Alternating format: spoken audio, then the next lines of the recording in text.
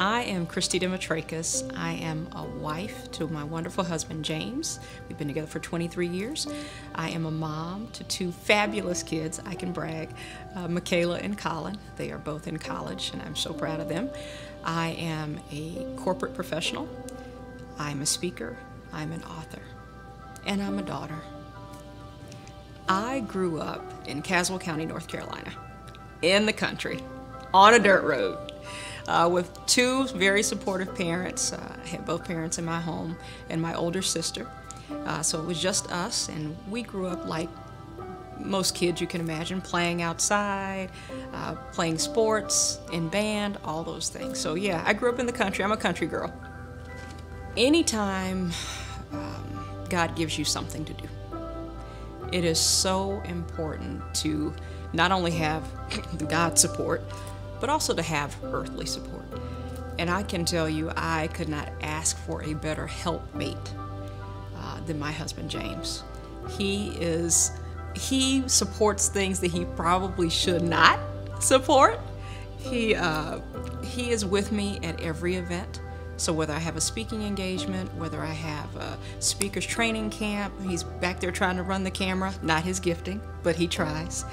Whether he is at my workshops and literally hauling all the stuff up, whether he is standing back taking money from selling books, he does it all. And what I love about him is his heart, and he's willing to do everything, any and everything that needs to be done, and that is a servant's heart. And so while he does that for me, we do that for each other. But it is so important, and I love having him there. It is such a void. I had a workshop not too long ago, and he wasn't there for one of them. He had a conflict, and he couldn't be there, and I just felt this hole. Well, first of all, I did have to move my own stuff. Start with that. I did have to do that. But besides that, I just miss him. I love having his presence. I love the fact that he prays over me before we start. And, you know, he gets me centered. He makes sure that I have everything that I need.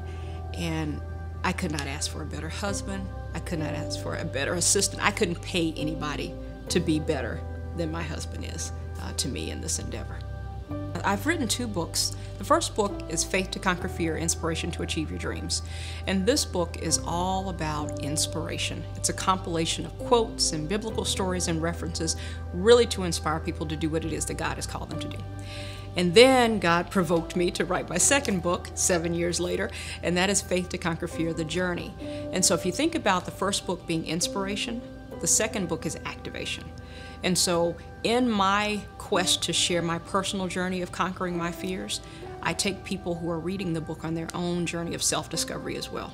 So the book has activities and questions and little short exercises that people can do to kind of bring themselves along this journey of conquering fear as well. I talk about a lot of different fears or experiences that I've had in the book. And one that I didn't really want to talk about, but there was a reason that God delayed the writing of the book to cover this window of time. It all started just very quickly. I was driving down the road one day, and my right eye had started this kind of cloudy gray tinge to it. And I thought, well, that's odd.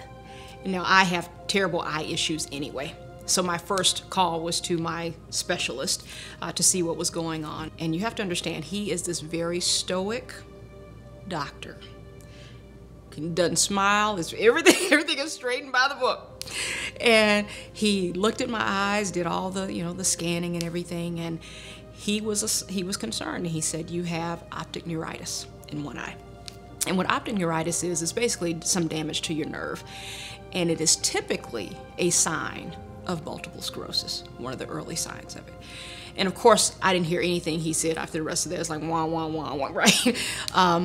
And so I didn't even tell our kids what was happening until the morning I went for the CAT scan. And I just needed them to know, hey, this is what's happening. Just need you to be aware.